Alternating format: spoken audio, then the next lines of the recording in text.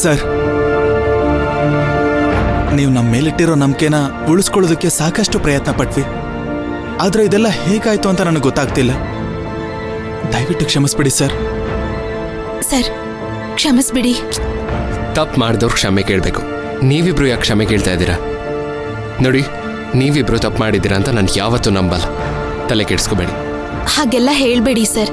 ನೀವ್ ಏನೇ ಆದ್ರೂ, ಎಷ್ಟೇ ಕಷ್ಟ ಬಂದ್ರೂ ನಮ್ ಪರವಾಗಿ ನಿಂತಿರ್ತೀರಾ, ನಮಗ್ ಸಹಾಯ ಮಾಡ್ತೀರಾ. ನಿಮ್ಮಂತ ಮಾಲೀಕರಿಗೆ ಒಳ್ಳೇದಾಗ್ಬೇಕು ಅಂತಾನೆ ನಾವ್ ಏನೇ ಇದ್ರೂ ಮಾಡ್ತೀವಿ.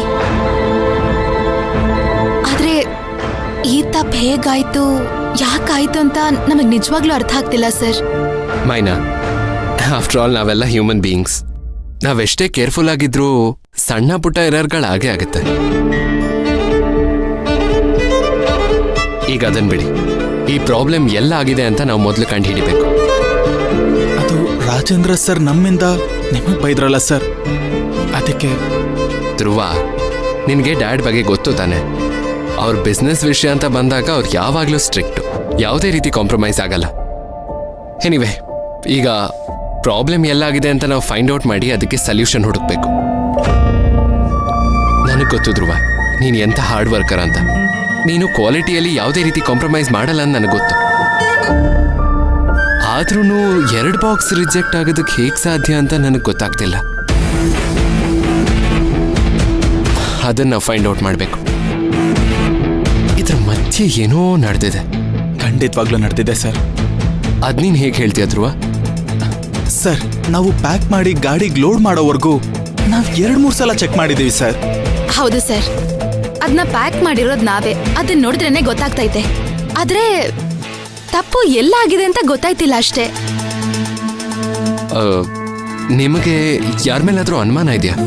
ಐ ಮೀನ್, ಅರವಿಂದ್ ಇಲ್ಲ ಬೇರೆ ಯಾರಾದ್ರೂ? ಇಲ್ಲ ಸರ್, ಕೆಲ್ಸದ ಮೇಲೆ ದ್ವೇಷ ತೋರಿಸೋ ಅಂತವ್ರು ಆ ಥರ ನಮ್ಗೆ ಯಾರ ಮೇಲೂ ಅನುಮಾನ ಇಲ್ಲ ಸರ್. ಸರ್, ನಾನು ಯಾರನ್ನೂ ನಂಬೋದಿಲ್ಲ, ನಂಬೋಕ್ಕೂ ಆಗಲ್ಲ.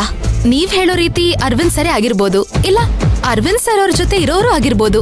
ಆದ್ರೆ ಹೇಗೋ ಬಾಕ್ಸ್ ನ ಬದಲಾಯಿಸಿದ್ದಾರೆ ಸರ್. ಅದ್ ಹೇಗ್ ಸಾಧ್ಯ ಮೈನಾ ಅವ್ರೆ? ಬಾಕ್ಸ್ ಪ್ಯಾಕ್ ಮಾಡಿ ಗಾಡಿಗೆ ಲೋಡ್ ಮಾಡೋವರೆಗೂ ನೀವು ಅಲ್ಲೇ ಇದ್ರಿ ಅಲ್ವಾ? ಇಲ್ಲ, ನೀವ್ ಕರೆದ್ರಿ ಅಂತ ನಾನು ಒಳಗ್ ಬಂದೆ, ನೆನ್ಪಿದ್ಯಾ? ಆಗೇನಾದ್ರೂ ನಡೆದಿರ್ಬೋದು. ಆದ್ರೆ ಆಗ ಆನಂದು ಅಲ್ಲೇ ಇದ್ದ ಅಲ್ವಾ? ಇರ್ಬೋದು. ಆದ್ರೆ ಆನಂದ್ ಅಣ್ಣನ್ ಕಣ್ಣಿಗೆ ಮಣ್ಣೆರ್ಚಿ ಏನ್ ಬೇಕಾದ್ರೂ ನಡೆದಿರ್ಬೋದು ಧ್ರುವ ಅವ್ರೆ. ಬಾಕ್ಸ್ ನ ಬದಲಾಯಿಸಿರ್ಬೋದು, ಯಾರು ಗೊತ್ತು. ಆದ್ರೆ ನನಗೆ ಒಬ್ರ ಮೇಲೆ ಅನುಮಾನ ಐತೆ. ಅನುಮಾನನ? ನೋಡು ಮೈನಾ, ನಾವು 100% ಶೋರ್ ಇಲ್ಲದೆ ಇನ್ನೊಬ್ರ ಮೇಲೆ ಬ್ಲೇಮ್ ಮಾಡೋಕ್ಕಾಗಲ್ಲ.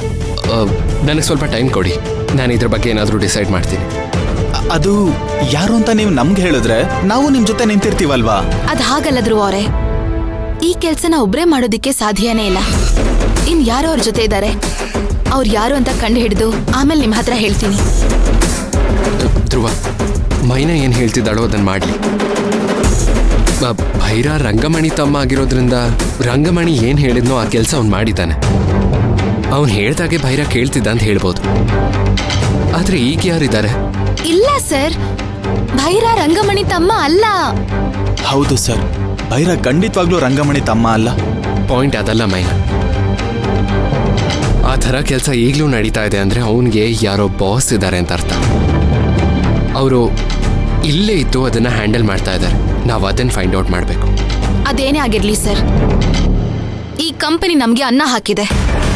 ಆ ಅನ್ನಕ್ಕೆ ದ್ರೋಹ ಮಾಡಿರೋದು ಯಾರೇ ಆಗಿದ್ರು ಅವ್ರನ್ನ ನಾನು ಕಂಡು ಹಿಡಿದೇ ಹಿಡಿದೀನಿ.